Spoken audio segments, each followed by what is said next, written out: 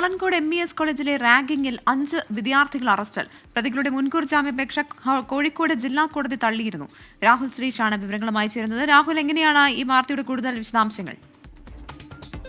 പ്രവിത, കഴിഞ്ഞ ഫെബ്രുവരി 7-ാം തീയതിയാണ് കളന്തോട് MES കോളേജിൽ ഈ റാഗിംഗ് നടക്കുന്നത്. 2ാം വർഷ വിദ്യാർത്ഥിയായിട്ടുള്ള മുഹമ്മദ് മിൻഹാജിന്റെ മുഖത്ത് എല്ല് പൊട്ടുകയും ഗുരുതരമായി പരിക്കേൽക്കുകയും ചെയ്തിരുന്നു.